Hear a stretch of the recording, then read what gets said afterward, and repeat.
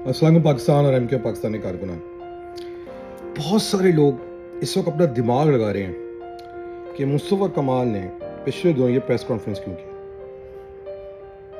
बिल्कुल, press conference करके लोगों को बताने की ज़रूरत थी कि किस तरह अल्ताफ़ हुसैन अपने कारकुनों को, यहाँ तक कि अपने लीडर्स को भी मरवा देता है और फिर उनकी लाशों पे सियासत करता है। एमक्यूएम के कारकुनों को ये देखना चाहिए कि किस तरह अल्ताफ़ हुसैन ने अपने ही लोगों को वक्त के साथ कत्ल करवाया, और ना सिर्फ कि ये, अपनी ताकत बढ़ाने के लिए, अपना सरमाया बढ़ाने के लिए किस किस तरह उनको आहिस्ता आहिस्ता अपने रास्ते से हटाया। मगर जो सबसे परेशान कुन बात है वो ये, किस तरह अल्ताफ़ हुसैन ने अपने शहीदों असीरों के ख़ानदानों को ज़लील और रुस्वा किया, उनकी मदद नहीं की। कई नाम सामने आते हैं।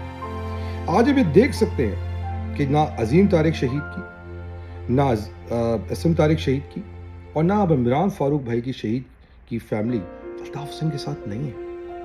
अल्ताफ़ हुसैन को उनको वीडियोस पे पैगाम दिलवा दिलवा के बुलाना पड़ रहा है। सबसे इंपॉर्टेंट बात जो हालिया आपके सामने है, जो शुमाला बाजी मरहूम की हालत को देख के जो आपको समझ जाना चाहिए कि किस तरह अल्ताफ़ हुसैन ने इतने साल तक ना कि इमरान फारूक शहीद के केस को परस्यू किया, चूँकि अल्ताफ़ हुसैन पाकिस्तान के अंदर कातिल डिफाइन हो चुका था, मफरूर डिफाइन हो चुका है, एक्सेसरी डिफाइन हो चुका था, प्लानर डिफाइन हो चुका था, मास्टरमाइंड डिफाइन हो चुका, बल्कि उसने उनके ख़ानदान को किस तरह जलील व ख्वार करके इनको स्टेट वेलफेयर पे डाल दिया। नीज़ ये कि शुमाला बाजी की बॉडी को मूव करने के लिए चंदा रेस किया गया।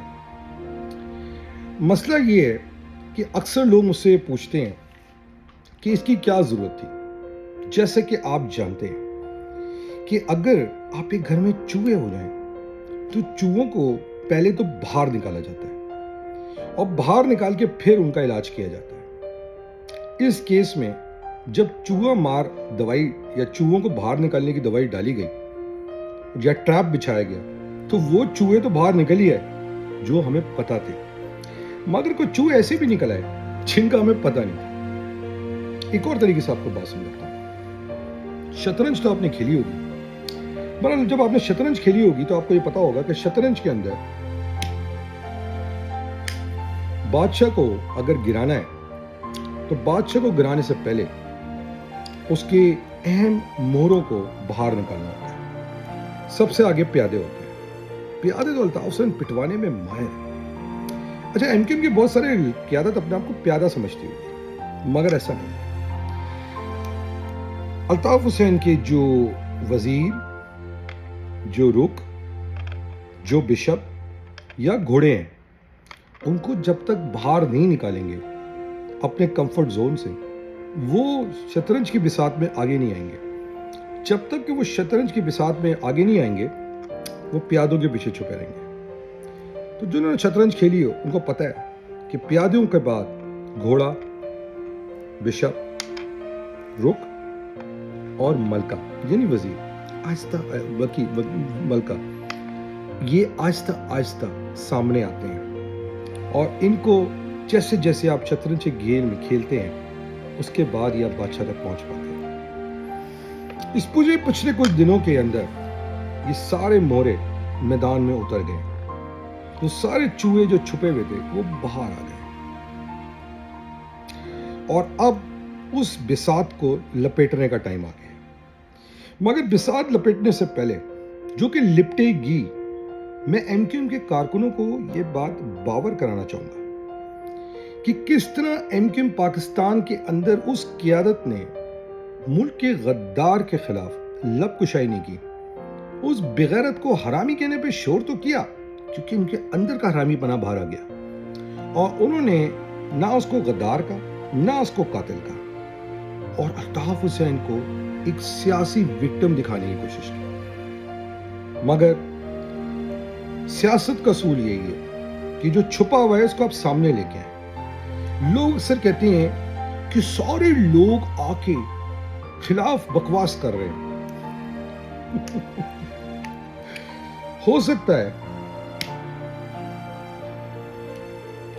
तो यही चाहता हूं کہ وہ سارے مورے جو پیادوں کے پیچھے چھپے ہوئے تھے وہ سامنے آ جائیں،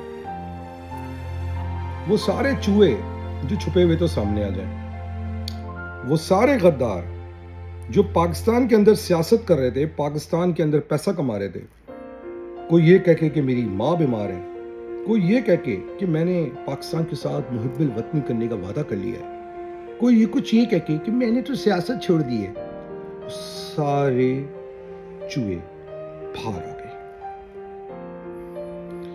اور اگر یہ چوہے سارے کے سارے ایک ساتھ جمع ہو گئے ہیں تو پھر کیا ہوگا؟ جب وہ سارے مورے سامنے آ گئے تو آخری ہدف بادشاہ، اور ہدف کیا ہے؟ ہدف یہ ہے کہ ایم کیو ایم کو پاکستان کے باغیرت اور وفادار، بغیرت نہیں، باغیرت اور وفادار لوگ چلانا چاہیے۔ ایم کیو ایم شہری سندھ کی ضرورت ہے، اور آپ نے دیکھ لیا ہے کہ ان موروں کو بچانے کے لیے، الطاف کو بچانے کے لیے، نہ صرف کہ ایم کیو ایم پاکستان کے اندر لوگ، بلکہ وہ جماعتیں جو ایم کیو ایم سے گھبرائی ہوئی ہیں کہ اگر ایم کیو ایم دوبارہ طاقت پکڑ لیتی ہے با قیادت، با کردار قیادت کے ساتھ، وہ سب گھبرانا شروع ہو گئے اور انہوں نے اپنے خزانوں کی منہ کھول دی ہیں، انہوں نے اپنے میڈیا اینکرز کی منہ کھول دی ہیں، انہوں نے حتیٰ کہ سوشل میڈیا پہ دبا کے پیسہ خرچ کرنا شروع کر دیا ہے۔ مگر ہوگا کیا؟ ہوگا وہی جو انشاءاللہ اللہ تعالیٰ کو منظور ہے، کیونکہ پاکستان نے قائم اور دائم رہنا ہے، اور اس کے محب وطن بچے اس وطن کے لیے اپنی جان اور قربانی دینے کو تیار ہیں۔ اس بات کو ذرا ذہن میں رکھیے کہ وہ لوگ جو آج بھی الطاف حسین کے کہنے پہ بہک رہے ہیں، ان کو سوچنا چاہیے کہ وہ ملک سے غداری کے مرتکب ہیں۔ وہ لوگوں کو یہ سوچنا چاہیے کس طرح الطاف حسین جب ان سینئر قیادت کی خاندانوں کو ذلیل و خوار رسوا کر سکتا ہے، آپ کیا بیچتے ہیں؟ ایم کیو ایم پاکستان کی مقامی قیادت نے بھی شاید وہی روش اپنائی ہوئی ہے۔ ہمیں روز سننے میں آتا ہے کہ کس طرح شہدا اور اسیروں لاپتہ کارکنوں کے خاندانوں کو ذلیل کیا جاتا ہے، ان کو پوچھا بھی نہیں جاتا، اپنے ڈرامے کے مشاعروں پہ، اپنی ڈرامہ بازیوں پہ تو خرچہ کر دیا جاتا ہے، مگر ان کو جب دینے کی بات آتی ہے تو ایک چائنا کی امداد کی بوری اور چائنیز کا تھینک یو سو مچ وہ دے کے تصویریں کھنچوا کے ان کو ذلیل کیا جاتا ہے۔ کہنے کا مقصد یہ ہے کہ اپنی لن ترانیوں پہ تو خرچہ کرنے کے لیے پیسہ ہے، مگر اپنے شہیدوں، اسیروں، لاپتہ کارکنوں پہ خرچہ کرنے کے لیے کہتے ہیں ہمارے پاس پیسہ نہیں ہے۔ خیر، شاید اسی لیے یہ اس پریس کانفرنس کی بڑی ضرورت تھی، اور اس پریس کانفرنس سے ہوا کیا؟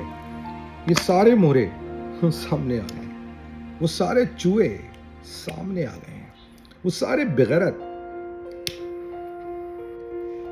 سامنے آ گئے ہیں، سارے حرامی سامنے آ گئے ہیں۔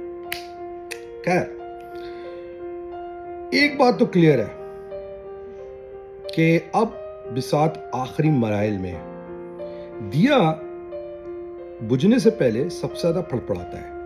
میں نے آپ کو پہلے بھی بتایا تھا، جب دلی فتح ہونے جا رہا تھا تو اس وقت بھی وہاں پہ مشاعرے ہو رہے تھے، اور ایسے ہی کچھ مشاعرے آج بھی ہو رہے ہیں، مگر اب وقت فتح کا قریب ہے، اور جو لوگ اپنے آپ کو وہ دیا سمجھ رہے ہیں جو کبھی نہیں بجھے گا، ان کی سیاست کے دیے کا اور غداروں کے دیے کا بجھنے کا وقت آ گیا ہے۔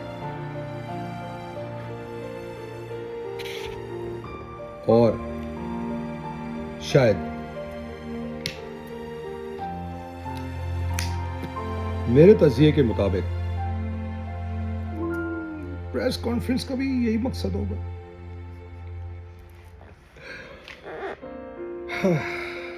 وہ کہتے ہیں نا کہ چھپے دشمن سے لڑنا سب سے مشکل کام ہے۔ اگر ہم نے اپنے اصل دشمن سے، جس نے اس شہر کو تباہ برباد کر دیا ہے، اس سے لڑنا ہے تو پہلے اپنی صفوں کے اندر محب وطن پاکستانی، قوم سے وفادار لوگ جنہوں نے قوم کو بیچا نہیں ہو، ان کے ساتھ یہ جنگ لڑنی ہے۔ ملک قوم کے غداروں کے ساتھ یہ جنگ لڑی نہیں جا سکتی۔ جن لوگوں نے ہر دفعہ قوم کو کبھی 18ویں ترمیم اور کبھی الطاف کی شکل میں ملک دشمن ایجنسیوں کے ہاتھوں بیچا ہے، وہ آپ کو کیا حقوق دلائیں گے؟ میں نہیں سمجھتا کہ ریاست کبھی اس چیز کی اجازت دے گی۔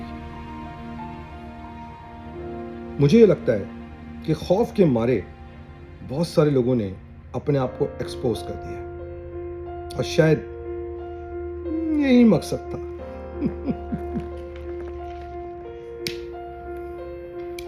بہرحال اپنا خیال رکھیے گا اور یاد رکھیے گا کہ با کردار اور وفادار، یعنی پاکستان کے ساتھ وفادار، محب وطن اور قوم کے ساتھ یا شہر کے ساتھ یا آپ کے ساتھ وفادار لوگ ہی آپ کو حقوق دلا سکتے ہیں۔ مشاعروں سے کبھی کوئی حقوق نہیں ہے، کردار سے کوئی نہیں ہے۔ مشاعرے تو طوائفیں بھی کرتی ہیں، یہ میں آپ کو بتا چکا۔ پاکستان زندہ باد، پاکستان آرمی زندہ باد، جے ماجد۔ اپنا خیال رکھیے، اللہ حافظ۔